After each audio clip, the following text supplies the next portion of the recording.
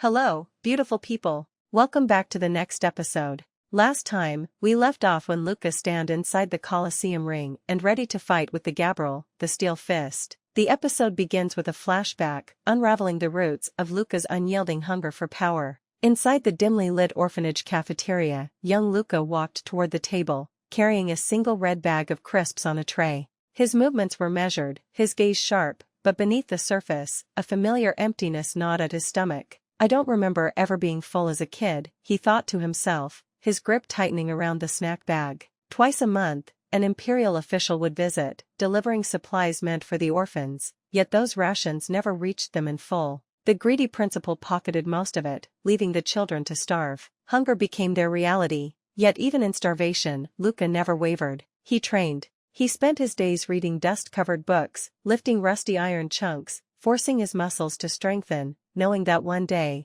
his power would be the key to survival. As he lifted a pair of old, corroded dumbbells, a red potato chip bag flew toward him, landing at his feet. 3 boys stood in front of him, their expressions filled with scorn. One of them sneered, "Luka, are you dumb?" Another added mockingly, "Why are you wasting your strength? You're just going to make yourself hungrier." Luka remained silent for a moment, his cold gaze scanning their hands. One of them was holding several unopened bags of chips. Without hesitation, he picked up a crisp, placed it in his mouth, and chewed slowly. Then, without taking his eyes off them, he spoke. Because, his gaze sharpened, locking onto the snacks in their grasp. "I can get more with my power if I'm hungry." Moments later, the sounds of fists striking flesh filled the room. Luka sat atop the fallen boys, chewing his food without a single hint of remorse. The defeated groaned in pain, their faces bruised, their bodies trembling. As they struggled to get up, one of them shouted through his tears, "Fuck you. You're a double-digit kid just like us." Another one, voice laced with anger, yelled, "If you were really special, you would have been placed in a single-digit orphanage." The third, his lip bleeding, glared at Luka with sheer resentment. "At the end of the day, you're just a member of the lower floors." Then, they ran, broken, humiliated, defeated. Luka barely acknowledged their retreat. He simply continued eating. As he lifted his dumbbells once more, he thought to himself, "The strong eat the weak." He had already understood the true law of this world. It's natural for the strong to be full, and for the weak to starve. At the age of 12, Luka had taken his second aptitude test, securing his place on the list of potential Imperial Guard trainees. By 15, he had left the orphanage behind, stepping into a new world, a world of power and blood. Years later, seated inside an armored transport, Luka glanced out of the reinforced window. On the other side of the glass, the same 3 boys from his past stood frozen in place, staring at him with hollow, longing eyes. Luka's gaze remained indifferent.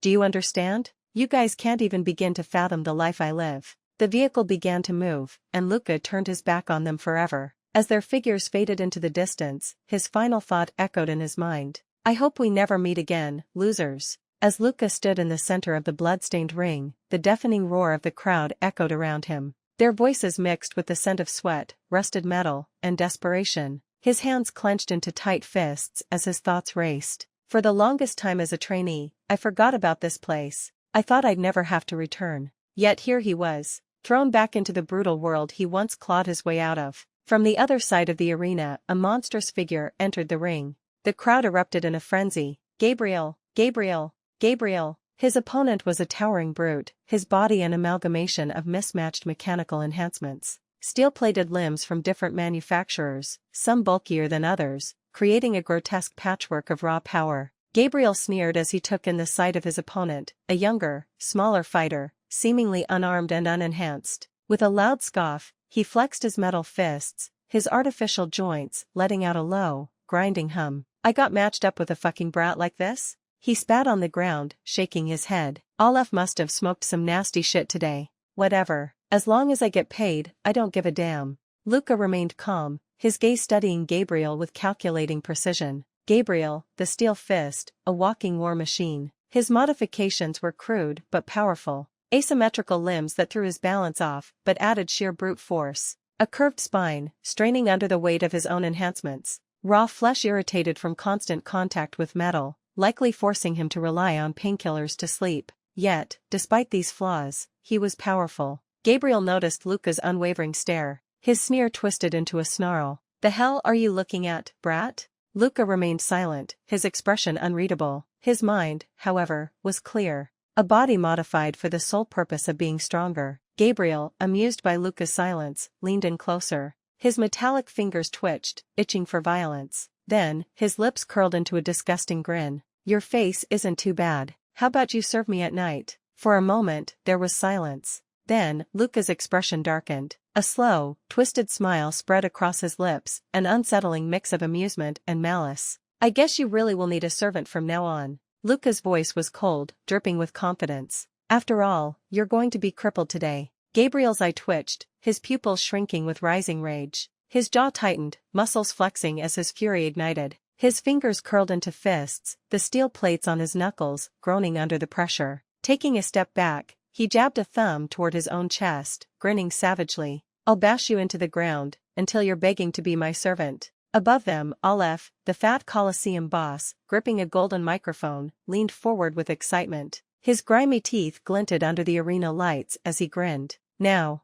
the miniature version of the Kill or Be Killed world begins. From the stands, Kinyuan sat watching, arms crossed, his gaze slightly tense. Aleph's voice boomed across the arena, hyping up the bloodthirsty audience. Will he be crushed, or will he triumph? The slaughter show starts now. Standing in the ring, Luka flexed his fingers, his breath steady, but his mind razor-sharp. He stole a glance at his own non-combat prosthetic arms and legs. They weren't meant for a fight like this. His body is modified solely for combat, and I'm using non-combat parts. Luka's gaze locked onto Gabriel, watching the titanic machine man flex his monstrous arms, preparing for the fight. The realization hit like a hammer. That means, I'll die instantly if I get hit. And then, the bell rang. Gabriel lunged forward, his massive steel fists swinging with devastating force. But Luka stood calmly, his hands still tucked inside his hoodie pockets, completely unshaken. As Gabriel's fist came crashing down, Luka instantly leaped back, dodging the attack with precise agility. While still midair, Luka delivered a sharp kick to Gabriel's face. Gabriel barely flinched. Instead, he grinned, his cybernetic modifications barely registering the impact. The hell was that ticklish kick? He scoffed. Luka smiled, his eyes gleaming with sharp intelligence. If I had my real parts, you would have exploded like a fruit. Luka backpedaled twice, creating some distance between them. His eyes darted around the arena as he analyzed his surroundings. The stadium is cramped. I can't keep running forever. Gabriel didn't waste time. He charged again, launching a barrage of relentless punches. Each strike carried enough force to shatter bones, but Luka dodged them effortlessly, weaving through the attacks with fluid precision. As he dodged, Luka's mind raced. All of his attacks are lethal, and mine barely do any damage. From the stands, the crowd erupted with boos and insults, their bloodthirsty voices echoing through the Colosseum. Brat! This ain't hide and seek. Just die already. Split his damn head open, Gabriel. Luka remained unfazed, his expression unreadable. This is the situation I'm in. What did Kinyuan want me to realize when he brought me here? Then, a memory surfaced. Kinyuan's voice echoed in his mind. Remember what I'm about to tell you. It's the fundamental of Arce's combat. Be satisfied with what you have. Luka exhaled, eyes narrowing. Wishing for something I don't have won't solve anything. Praying won't make a gun fall from the sky. No matter how little I have, I need to fight with it. As Gabriel's next punch came crashing down, Luka leapt back, evading the attack. But something clicked in his mind. Kinyuan took my limbs from me, but he let me keep my eyes. His gaze sharpened as he focused entirely on Gabriel's movements. That means, he doesn't expect me to overpower Gabriel with sheer strength. Gabriel lunged forward again, swinging his massive metal fist at Luka. Luka rushed forward instead of retreating, his mind raced. Acceptance. Arce's combat isn't about strength. It's about using what I have to its full potential. His eyes gleamed with a piercing blue glow as he analyzed Gabriel's movements. Gabriel's fists are like cannons. The small tremors in his shoulder are the trigger. The direction of his gaze is the barrel. The length of his arm determines the range.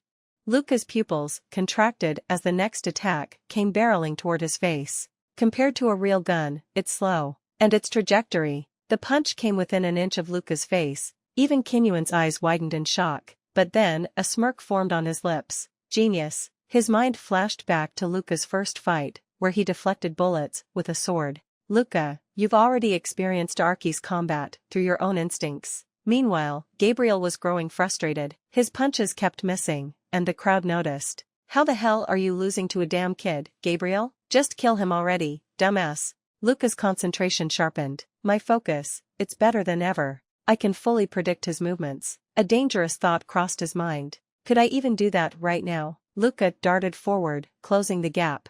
Gabriel swung another punch, but this time, Luka made his move. With perfect timing, Luka grabbed Gabriel's arm, swept his leg under Gabriel's footing, and with one fluid motion, flipped the monstrous fighter into the air. The entire Colosseum went silent. Gabriel's body lifted off the ground, flipping uncontrollably. Before he could react, Luka delivered a devastating kick to his face, sending him crashing onto the ground. Gabriel's eyes widened in shock. Huh? His metallic jaw plating bent slightly from the impact. Luka grinned. Then, he laughed. Ha, I'm getting excited. So, this is what Kinyuan was observing in me. Gabriel, now furious, wiped blood from his lips and slowly stood back up. His expression twisted into pure rage. I don't know what kind of sorcery you're using, but your feeble attacks. Gabriel suddenly lunged forward with full force, his metal fists tearing through the air. Don't work on me. The speed of his attack was terrifying, barely giving Luka enough time to react. Luka dodged, but a sharp cut appeared on his cheek, blood dripping onto the ground. Gabriel's fist slammed into the floor, creating deep cracks upon impact. But Luka had already moved. Before Gabriel could react, Luka grabbed his steel jaw and grinned. You think my attacks won't work, don't you? Gabriel's eyes narrowed, but before he could respond, Luka moved. Using his grip on Gabriel's jaw, Luka leapt into the air, flipping over his opponent. He locked both hands around Gabriel's head and twisted. A sickening crack echoed through the Colosseum. Gabriel's massive body crumpled, his limbs spasming as he collapsed onto the ground. The crowd fell silent, faces twisted in disbelief, horror, and awe. Even Kinyuan exhaled, his expression unreadable. Luka stood tall, breathing heavily, blood dripping from his eye. He slowly turned to face the gaping audience, his eyes darkening with intensity. Then, he smirked. You guys can stay there waiting for my demise forever. He wiped the blood from his face, his eyes burning with fierce determination. The Colosseum trembled in stunned silence. Luka lifted his gaze toward the crowd, his voice cutting through the air like a blade. I'll just keep climbing higher, until your words can't even reach me. To be continued. That's it for today's episode. If you enjoyed the story, don't forget to like, subscribe, and drop a comment below. Stay tuned for the next thrilling episode.